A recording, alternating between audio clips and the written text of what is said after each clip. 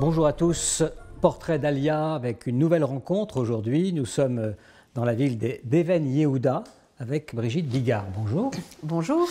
Alors on va essayer, comme on le fait à l'accoutumée, de raconter un peu votre Alia, l'histoire de votre passage entre la Suisse en l'occurrence et Israël. Even Yehuda, c'est cette maison dans laquelle nous sommes actuellement. Ça signifie quoi, Even Yehuda? La pierre de Yehuda. La pierre de Yehuda, c'est une référence. Oui. C'est une référence à Yehuda, le fils de Jacob. Ben Eliezer. Ah, c'est le Yehuda Ben Eliezer, créateur de la langue hébraïque. Parce que l'État d'Israël ne serait pas ce qu'il est aujourd'hui s'il n'y avait pas une langue commune que tous les nouveaux immigrants s'efforcent d'apprendre avec plus ou moins de succès et de rapidité. Even, c'est quoi? Even, c'est la pierre. C'est la pierre. Et pourquoi pierre? La première pierre, la pierre fondatrice. La pierre fondatrice, oui, que lui a apportée avec la langue. Voilà. On voit bien qu'à ce moment-là, cette nouvelle langue oui, qui a été ressuscitée, on peut dire, qui est devenue une langue courante, oui, à nouveau, c'est fondamental, c'est la première pierre finalement de cet État. Mais absolument. Oui, oui, ça unit tout le monde. Vous l'avez appris l'hébreu à quel moment? Petite fille, j'ai suivi des cours de religion, donc j'ai appris l'alphabet et j'ai appris à lire, mais je ne comprenais strictement rien. Ensuite, j'ai fait un ulpan de 3 mois. Un ulpan, c'est un cours d'hébreu intensif. Plus tard, j'ai aussi suivi des études à l'INALCO, l'Institut national des langues orientales, à Paris. Et puis ici, j'ai encore fait un ulpan de perfectionnement. Et maintenant, vous êtes... Après, j'ai fait des études en hébreu. Oui. Ah, voilà. Donc maintenant, vous parlez très bien. Oui.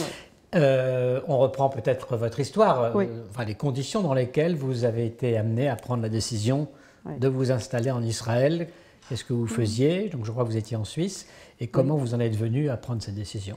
Alors je voulais déjà m'installer en Israël à 15 ans, mais mon père, à ce moment-là, n'a pas voulu. Il a désiré que je fasse mon bac avant quoi que ce soit d'autre. D'où ça vous venait, ça, à 15 ans, cette envie de... J'ai découvert le pays à 15 ans, en famille. J'ai été subjuguée, emballée. Je suis tombée amoureuse du pays. En quelle année était-ce? En 66. C'était un autre pays, en plus. C'était un autre pays, avant la guerre des 6 jours. Oui. Et là, vous étiez enthousiaste en tant qu'adolescente. Oui. Et vous avez dit à votre père, je veux m'installer. Et il vous a dit, non, passe ton bac d'abord. Exactement. Et puis, à 18 ans, j'ai fait encore un deuxième voyage formidable. J'ai hésité à faire mes études ici, mais je me suis dit que faire des études en hébreu, ce serait trop difficile. Donc, je suis rentrée à Genève pour étudier. Au cours de mes études, je suis tombée amoureuse de celui qui est devenu ensuite mon mari, lequel ne voulait pas s'installer en Israël. Et donc, nous avons commencé notre vie d'adultes mariés à Genève. Et puis, plusieurs années ont passé. Et là, vous étiez enseignante Là, j'ai été enseignante de maths, physique, chimie. Maths, physique, chimie. Oui. Dans un établissement... Dans plusieurs établissements successivement. J'ai commencé à l'école publique, qui est une merveilleuse formation à Genève. Et après, j'ai été dans des écoles privées. Donc, il s'est passé un long temps avant que cette décision ne revienne. Bon, je ne vous montre pas tous les détails, mais revenons à la dernière séquence. Dernière séquence, j'étais à la retraite. Et je me suis dit, maintenant, c'est le moment de venir. Et vous étiez séparée de votre mari à ce moment-là? Oui, depuis longtemps. Voilà, donc le verrou a sauté de ce côté-là. Le travail était terminé. Voilà, et c'était évident que vous alliez venir ici dans ces conditions. Oui. C'était programmé.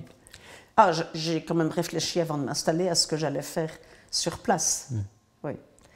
Comment ça se passe, la prise de décision, ce genre de décision-là? Est-ce qu'on hésite On beaucoup? le décide et puis on attend la bonne occasion. Et ce qui a été déterminant pour moi, c'est de rencontrer des amis un peu éloignés à la synagogue le jour de Kippour. Et j'ai vu ce couple, et lui, il avait un sourire jusqu'aux oreilles. Et je lui ai dit, mais salut Charlie, qu'est-ce qui se passe? Tu as l'air tellement heureux. Il me dit, ça y est, on est installé en Israël. Et ça m'a servi de miroir et de douche froide en me disant, mais attends, Brigitte, qu'est-ce que tu attends? T'en es là, t'as fini de travailler, tes enfants sont grands, ils sont partis du foyer, vas-y aussi. Et quelques mois plus tard, je me suis installée. Il n'y avait pas finalement de côté de questionnement sur la réussite de la chose, sur le bien fondé de la chose? Vous n'avez pas pesé le pour et le contre, vous étiez sûr de la décision? Non, j'en étais sûre. Ouais. Mais j'attendais l'occasion, je traînais un petit peu. Voilà. Et vous étiez bien en Suisse, Oui. Vous n'avez pas de problème particulier. On ne peut pas dire que vous êtes quitté la Suisse parce que vous ne vous y êtes plus trouvé très bien. Ah non, non, d'ailleurs j'ai encore un appartement, j'aime beaucoup retourner à Genève de temps en temps, voir mes amis, ma famille. Non, non.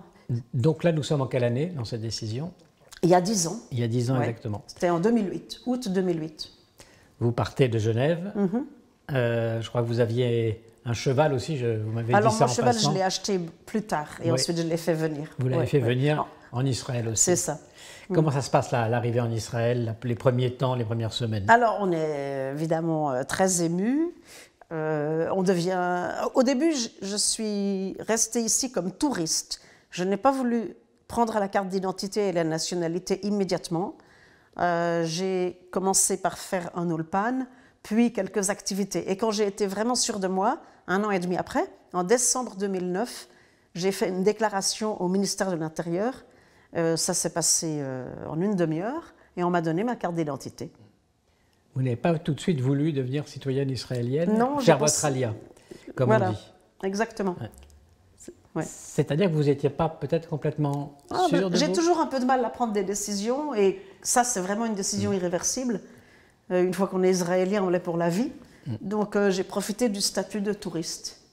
Comment ça s'est passé alors cette première année et demie, donc avant que vous, Ah, bah alors merveilleux. vous déjà. découvriez, Ah oui, redécouvriez? l'Ulpan, donc le cours d'hébreu intensif, on avait une prof extraordinaire qui faisait du théâtre et qui nous mettait en scène. Et donc, on est obligé de parler, tous les apprenants avec des langues d'origine différentes qui parlent hébreu, c'est vraiment émouvant de les entendre. Celui-là avec son accent russe et celle-là avec son accent américain, encore quelqu'un d'autre avec l'accent espagnol. Et on arrive à exprimer des choses. Et on s'est beaucoup amusé pendant ces matinées d'hébreu intensif. Et après 5 mois, je dois dire qu'on a tous bien progressé. Ce qui vous a frappé tout de suite, c'est ce rassemblement, Ouais, finalement, de tout le monde, ouais, tous les horizons. absolument. Ça, c'est Tous quelque les chose- âges, tous les horizons, différentes professions. Enfin, c'est incroyable, c'est le melting pot. Et puis ici, on peut recommencer d'autres choses. On peut faire d'un loisir un nouveau travail. Alors, comment ça s'est passé pour vous au niveau de l'activité? J'ai commencé par aider des enfants à faire leurs devoirs en maths, puisque c'est ce que j'avais enseigné. Et puis assez vite, je me suis rendu compte que ne possédant pas vraiment la langue et les subtilités de la langue, je n'avais pas envie non plus d'être prof ici. Donc j'ai cherché une activité de bénévolat. Et puis je suis tombée sur l'équitation thérapeutique par un chemin un petit peu compliqué. Et là, j'en ai fait vraiment mon occupation principale.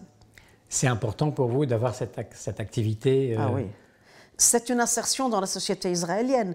Je ne suis pas venue ici pour jouer au golf ou bien aller à la plage. Je veux contribuer à l'édification du pays, à sa construction. Oui, bien sûr, c'est important. Donc ça veut dire que ce sentiment d'appartenance nationale, à la nation, à l'État, etc., la collectivité, ça compte beaucoup pour vous. C'est ça qui a été nouveau par rapport à votre statut Ouais. en Suisse. Absolument. Vous vous êtes senti prise dans une collectivité?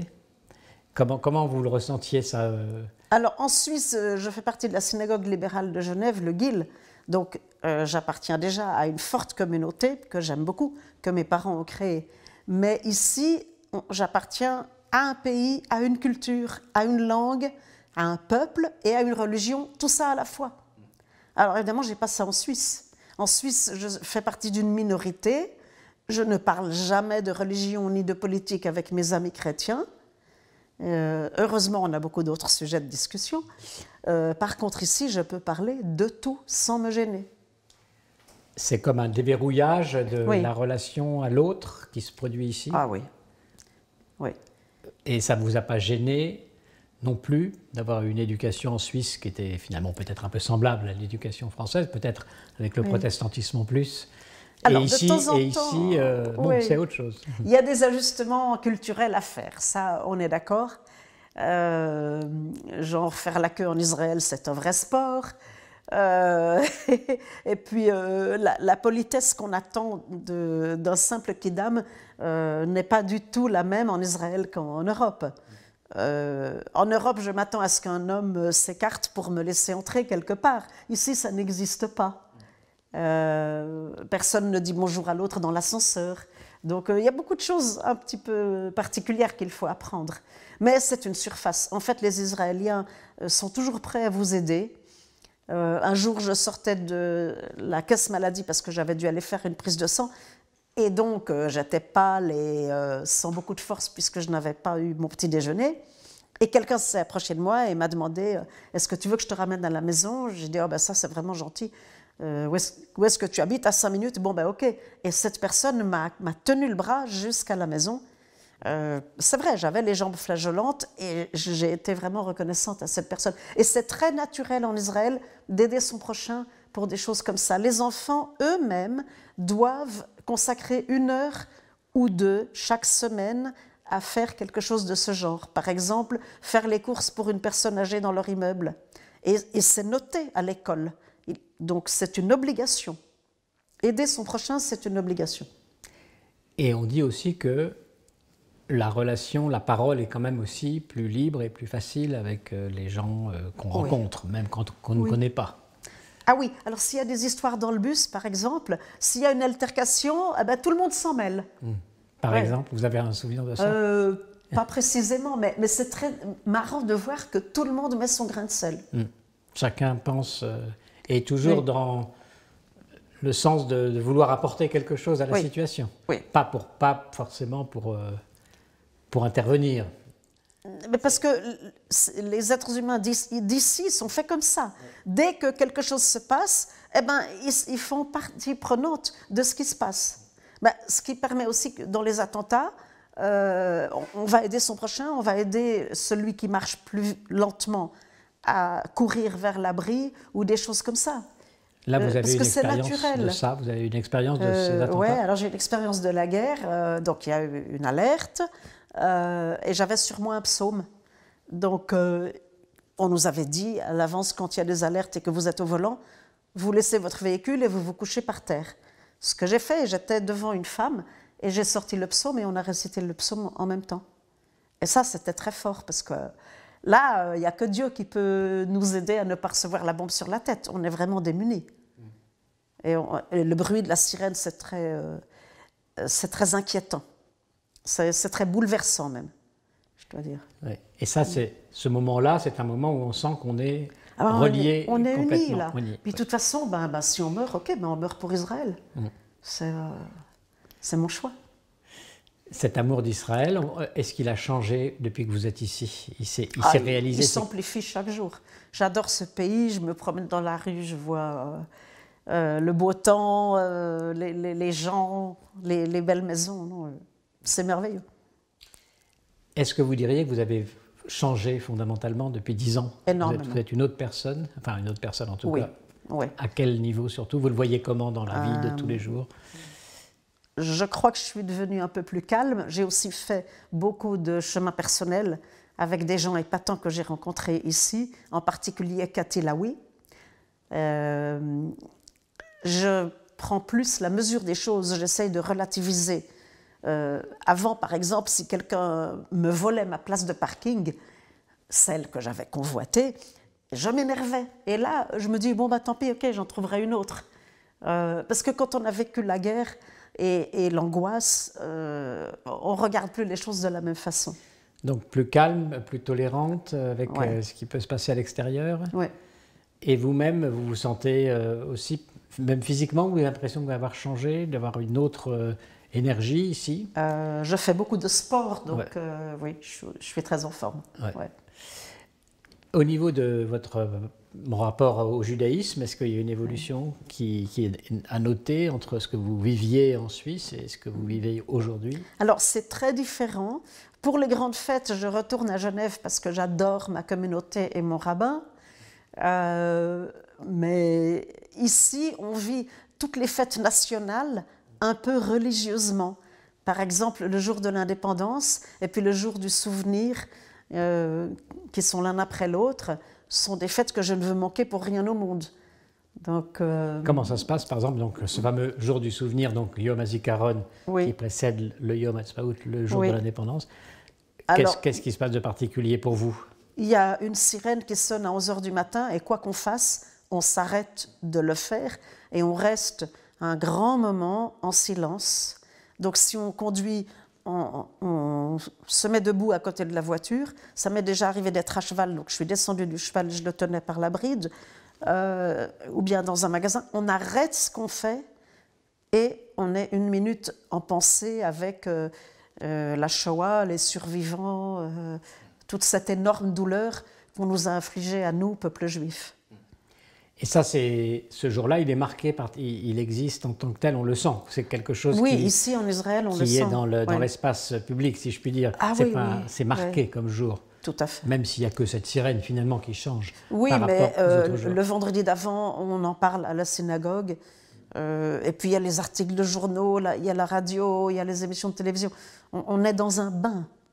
Il y a des récits de survivants de la Shoah, la résilience, comment ils ont pu faire une autre vie après. Ça, c'est pour le Yom HaShoah. Et ouais. Est-ce que vous avez l'impression d'avoir une pratique différente aussi, ou c'est resté à peu près comme je suis restée une juive libérale, oui. Et finalement, par rapport à ce que vous faites le vendredi soir, et tout ça, c'est pas très différent de ce qui se passait en Suisse? Non, non, c'est à peu près la même chose. Et au niveau de l'étude, du rapport au texte? Alors, ici, il y a plus d'occasions d'étudier. Donc, j'ai déjà suivi quelques cours, en particulier à Tel Aviv, au Chug Benogros. Et puis, j'essaye d'en suivre comme ça de temps en temps. Est-ce que vous avez l'impression que ça prend un sens davantage, ce qui est dit dans la Bible, dans la religion, en vivant ici? Ah ben oui, moi j'ai l'impression que l'histoire moderne se calque sur l'histoire biblique. Donc c'est quelque chose d'assez extraordinaire. De temps en temps, on lit un passage le vendredi soir, la paracha, et puis on se dit, attends, mais on a vécu ça cette semaine. Vous pouvez préciser peut-être pour ce rapport? Je n'ai peut-être pas d'exemple précis, mais ça m'est arrivé très très souvent. Ça veut dire que ce qui est dit dans le texte de la semaine correspond à des choses qu'on a vécues dans la nation. Dans la nation? Oui. Ouais. Plus au niveau de la nation qu'au niveau personnel. Et puis, par exemple, à l'Ulpan, il y a une jeune femme qui avait été nager au bord de la plage à Natania, et elle a été emportée par les flots, par les courants, et elle a pu s'en sortir. Donc, elle a été un petit peu blessée parce que les courants l'ont un peu jetée sur les rochers, mais enfin, elle s'en est sortie vivante. Comme remerciement à Dieu, elle a invité chez elle un rabbin et toute la classe de l'Ulpan et ses amis, parce que bien sûr elle venait d'arriver, et puis on a eu une soirée d'études pour remercier l'Éternel de l'avoir sauvée. Donc ça, c'est des choses qu'on peut organiser ici, et je ne crois pas que je pourrais organiser ça à Genève. Et là, cette protection dont vous parlez, vous avez l'impression qu'elle est générale ici? On nous parle tout le temps du dôme de fer, c'est très gentil, mais moi je pense qu'il y a aussi un autre dôme divin qui nous protège.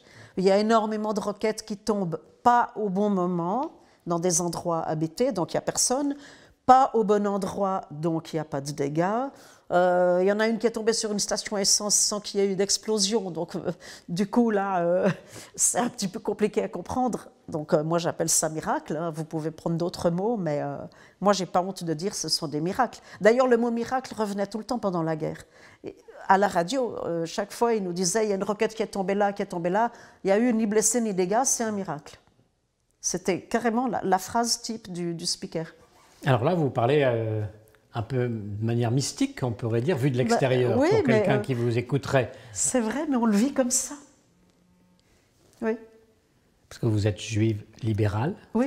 Vous êtes donc dans une pratique, disons, qui est peut-être plus intellectualisée. Ou, allégée aussi. Oui. Et cependant, vous avez cette sensation très forte de la foi, finalement, de la Emouna. Oui, la présence divine, elle se fait sentir partout. Oui. Ouais. Et aussi le pays, la terre elle-même parle de cela, les noms des choses, des situations. Oui, quand je vois que tout est vert, évidemment je pense quand même à la phrase « tu feras refleurir le désert », bien sûr. Oui. Et les lieux aussi, ça vous rappelle... les noms des lieux, on passe devant, tout d'un coup c'est Megiddo. Ouais. D'accord, le Mont Tahor. Bethléem, bon, on passe pas devant, hein, Bethléem, il faut y aller. Mais disons effectivement, tous ces noms sont modernisés, mais je les ai lus dans la Bible avant de les lire sur les écriteaux des routes. Donc on peut dire qu'il y a une jonction entre le passé, tout ce qui a été véhiculé par le judaïsme dans l'exil, qui aujourd'hui se retrouve sous une forme de réalité sur la terre. C'est une sorte de réalisation, de jonction qui se crée. Alors, au tout début de l'État d'Israël, les Israéliens ne voulaient plus entendre parler de leurs frères juifs restés en Europe. Ils voulaient créer un homme nouveau. Et ils étaient assez orgueilleux. Ça a duré 20 ou 30 ans. Ensuite, ils ont compris qu'il fallait qu'ils s'allient aux Juifs de l'extérieur. Et aujourd'hui, heureusement, il n'y a plus ce sentiment de supériorité de l'Israélien par rapport aux Juifs. Vous vous sentez israélienne complètement? Oui. Oui. Ah ben oui, je vote. Oui. Bon, je ne fais pas le service militaire, mais je fais du volontariat. Oui. Oui. Et au niveau de... Souvent, on entend dire des gens qui ont fait leur alia, ils parlent des Israéliens comme s'ils ne se mettaient pas complètement. Alors nous, on reste quand même des immigrants. Là, je ne peux plus dire que je suis nouvelle immigrante. Enfin, j'ai passé mes 10 ans. Je suis à 10 ans et demi. Donc, je ne suis plus une nouvelle immigrante. Mais on reste quand même, effectivement... On recrée des sociétés autour de sa langue. Donc, je connais beaucoup de francophones en Israël. Et je les fréquente. Peut-être que je ne les aurais pas fréquentés en Suisse ou en France. Mais du moment qu'on est ici et qu'on parle la même langue, on se fréquente. Et cette nouvelle identité qui allie donc le passé pour le remettre en mouvement dans le présent, de même que la langue est revenue à se remettre en mouvement, est-ce que cette nouvelle identité, ça a à voir avec ce qu'on appelle l'hébreu, l'hébraïté? Ça vous parle quand on dit je pense que l'hébreu est une partie essentielle de la résurrection du peuple juif sur sa terre, oui. Alors qu'est-ce que vous entendez par hébreu? Quand vous dites l'hébreu, ça veut dire quoi pour vous? La langue hébraïque. Oui. Ah oui, mais l'hébreu en tant qu'identité. L'hébreu en tant qu'être humain. Oui. Alors pour moi, l'hébreu, alors dans ce sens, c'est plutôt l'hébreu ancien de la Bible. Aujourd'hui, je dirais que c'est plutôt un Israélien. Oui. Oui. Un Israélien qui a quand même une société qui évolue vers un objectif. Vous la voyez comme une construction qui va vers quelque chose de plus grand qu'elle, ou est-ce que c'est simplement un développement est-ce que vous y projetez quelque chose? Alors, on aimerait espérance? tous un monde meilleur, mais on n'a pas tous les mêmes visions. Donc, selon les tendances politiques, certains voient Israël d'une façon et d'autres d'une autre façon. Mais il est clair pour moi que Israël maintenant est sur sa terre et ne pourra pas en être chassé. Et bien sûr que, comme tout le monde ici, j'aspire à la paix et à la bonne entente avec les voisins. Ces engagements que vous avez, notamment cet engagement sur l'équithérapie, donc qu'on a vu ce matin, c'est aussi, ça associe beaucoup de choses en vous, c'est-à-dire l'amour du cheval, le fait d'aider les autres, que ce soit des enfants en difficulté, et tout ça en Israël, en Galilée, dans ce kibbutz. Oui. On a l'impression que c'est une action qui vous mobilise entièrement presque. Ah oui, oui. Tout ce que vous avez, c'est là. Oui, c'est vrai. C'est un projet très fort, surtout que ces enfants sont autistes, donc ils sont nés comme ça. C'est une maladie terrible pour eux et pour leur entourage, et personne n'y peut rien. Et nous, les bien portants, je pense que c'est de notre devoir d'aider ceux qui sont malades à s'en sortir, ou à avoir en tout cas une vie meilleure. Quand on vous entend parler de la Suisse, vous dites que vous y retournez pour les fêtes, vous êtes encore très liés. Oui. Il n'y a pas de distance qui s'est créée quand vous retournez là-bas après 10 ans ici? Vous ne voyez pas les choses différemment? J'y suis retournée assez souvent. Mais aujourd'hui, il y a quand même... J'ai voté en Suisse pendant longtemps, mais maintenant, je n'arrive plus à suivre la politique suisse.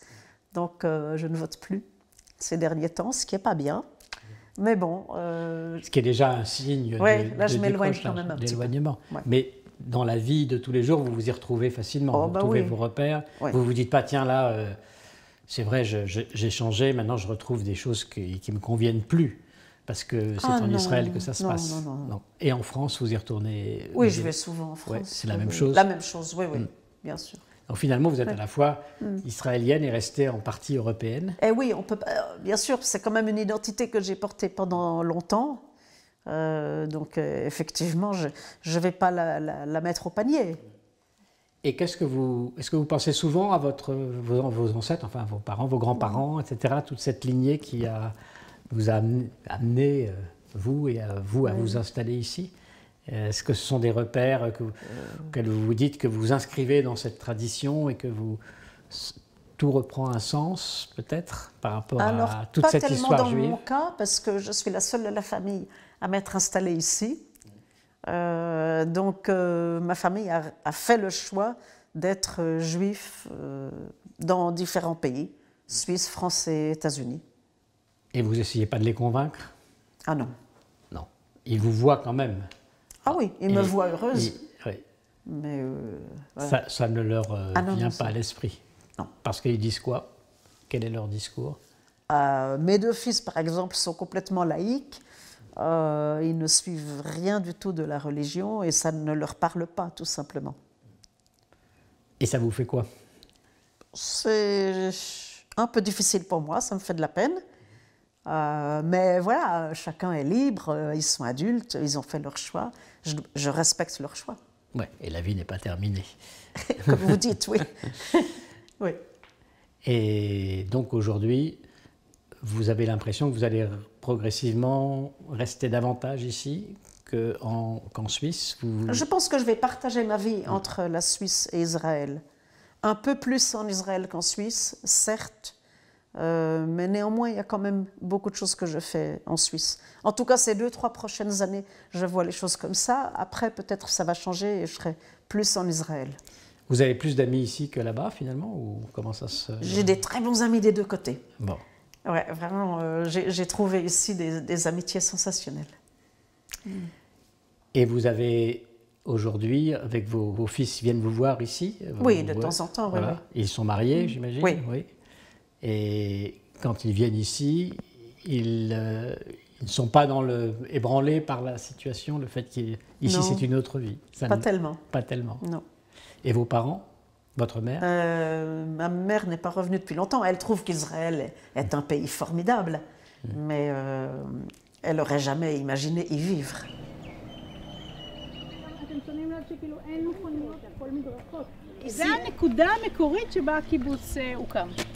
Alors, cette tour, c'est l'endroit de la fondation du kibbutz.